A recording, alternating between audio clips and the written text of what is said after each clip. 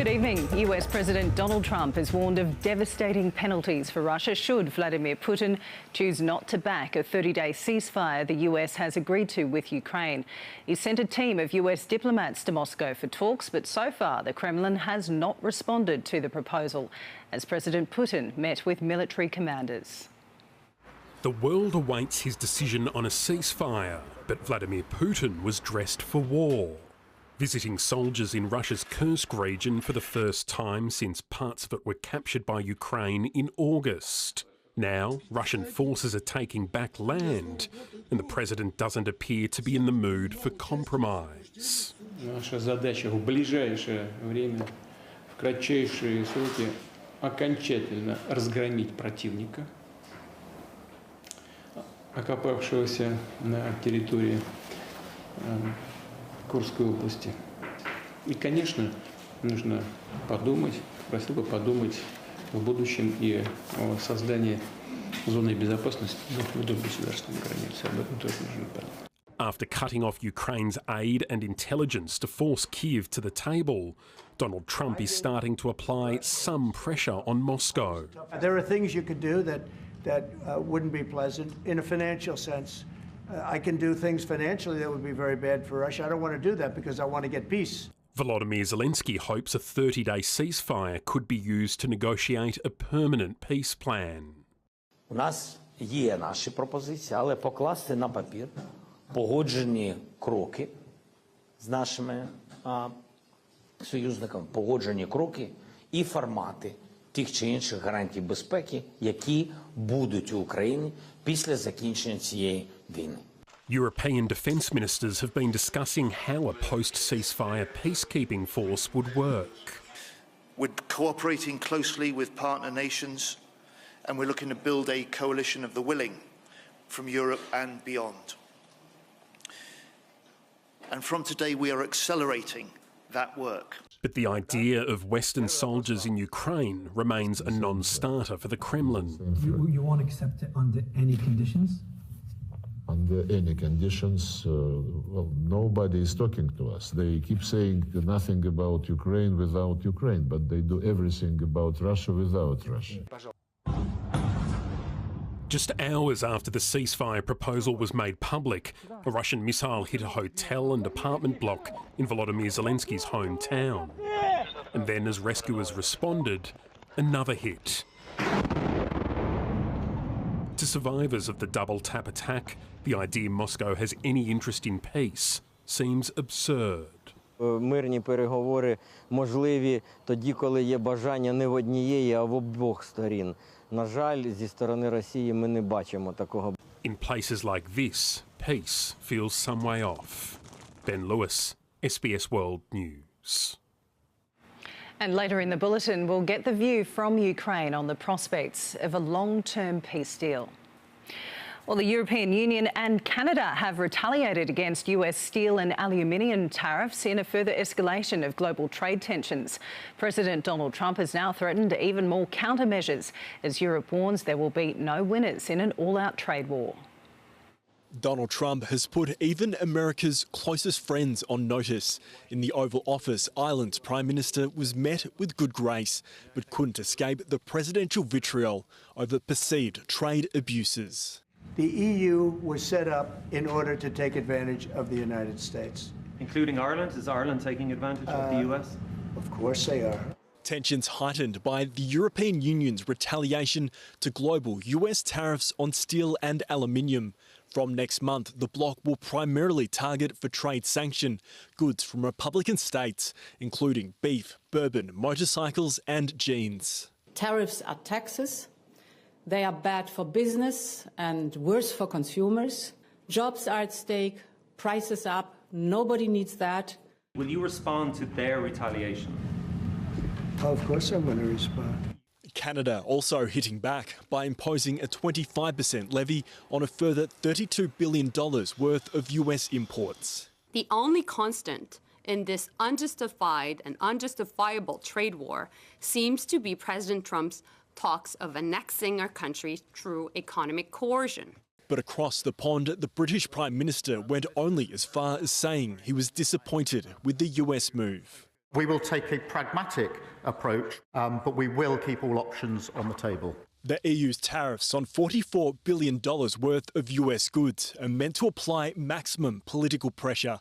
But given they don't come into effect immediately, the bloc is still trying to push the Trump administration to back down. We stand ready for talks and for the negotiations, so there is enough time for the conversations. The president is so far standing by his threat to impose more economic pressure, his so-called reciprocal tariffs to take effect from April the 2nd. Despite fears consumers and business owners will bear the cost, the head of one US steel company has backed the president's stance. What people don't realise, okay, there's a cost to a tariff, I get that, but there's also something associated with keeping projects domestic. In my industry, it's an economic multiplier of 1.5. I love these socks. What's with these socks? I'm trying to stay focused, but I'm very impressed with the VP's socks. Bering Island's symbol of good luck, the shamrock. But whether Donald Trump's tariffs will prove an omen of such fortune remains a thorny subject. Tom Stainer, SBS World News. Former Philippine President Rodrigo Duterte says he takes full responsibility for his administration's war on drugs as he braces for a legal battle at the International Criminal Court. A vehicle thought to be carrying Mr Duterte drove into the ICC detention centre in The Hague past dozens of supporters. Earlier, in a video message apparently recorded during the flight from the Philippines, the 79-year-old told supporters he was responsible and would keep serving the country. Mr Duterte is accused over the deaths of thousands of purported drug dealers and users.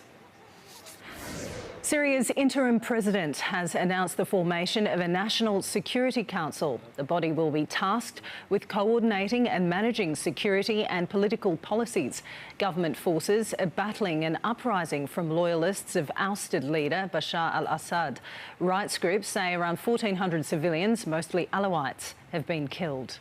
Clean-up efforts are continuing across southeast Queensland after ex-tropical cyclone Alfred. SBS reporter Rayan Tamer is on the Gold Coast, where popular beaches may have been significantly eroded. Ex-tropical cyclone Alfred might be behind us, but it's left a clear dent in its wake. Beaches right along southeast Queensland have been scarred by these massive sand cliffs. Here on the Gold Coast, these erosion cliffs have formed around 3 metres high.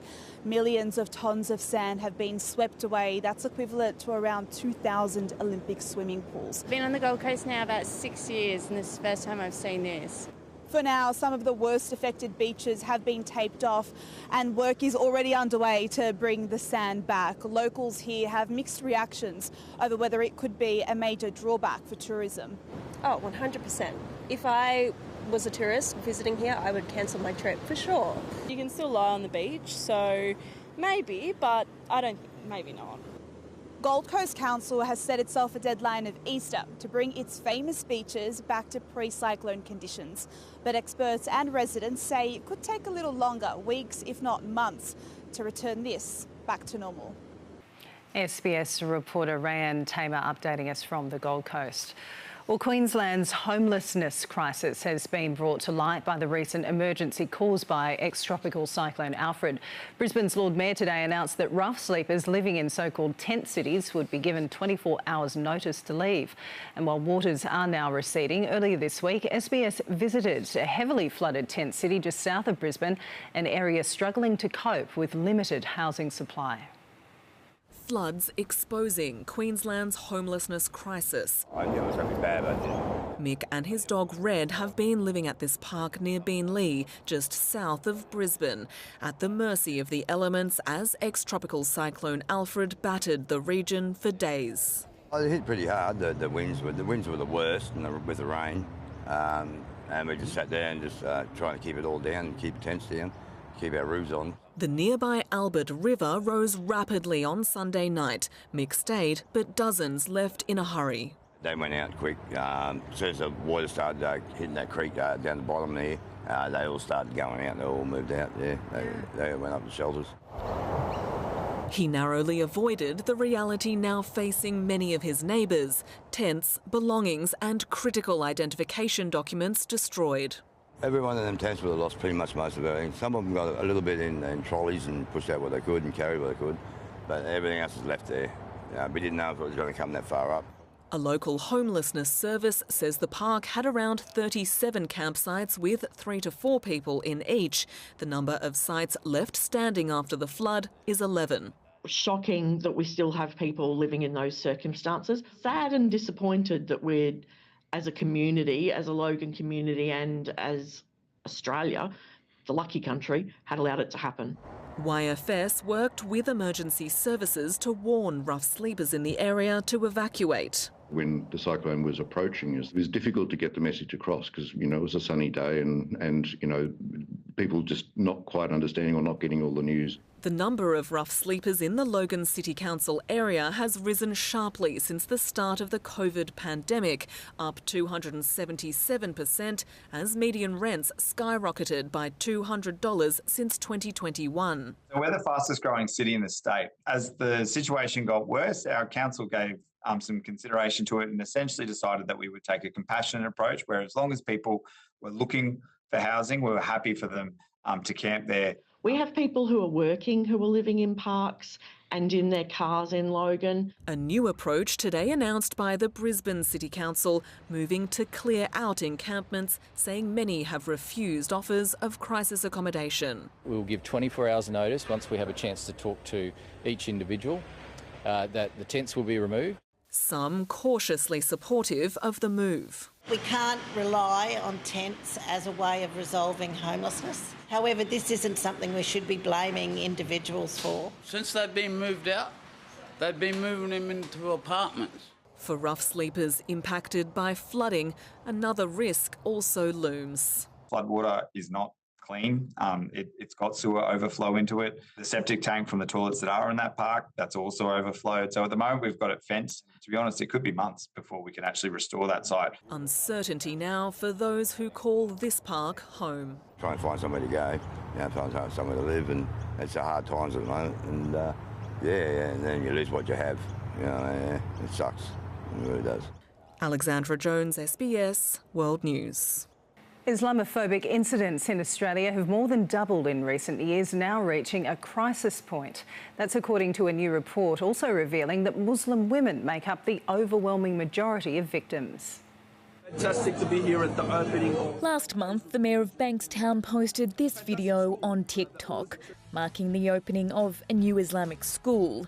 A few days later, he noticed a comment making an alleged violent threat against the school. We live in the best country in the world, the most multicultural country in the world, and we need to make sure we keep it the best country in the world. A new Islamophobia report has found a serious rise in incidents between January 2023 and November last year. Researchers at Monash and Deakin universities analysed more than 600 reported incidents to the Islamophobia register.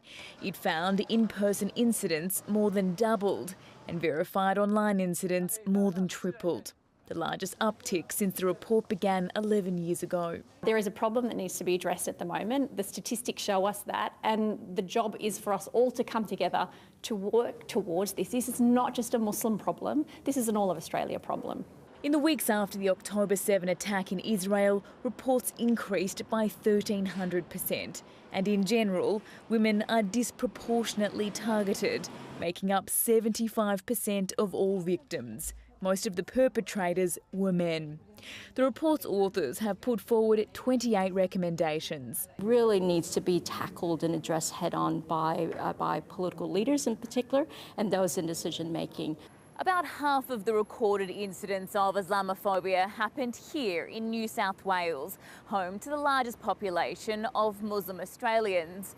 But the report shows that many of the incidents were not reported to police. When we asked them why, the majority answer was, what's the point? They don't care and nothing will happen. That's really concerning because if we're not getting accurate statistics about how bad and how pervasive Islamophobia it is, it's very hard to address. In a statement, the New South Wales police spokesperson said the force takes hate crimes seriously and encourages anyone who is a victim or witnesses a hate crime to report the matter.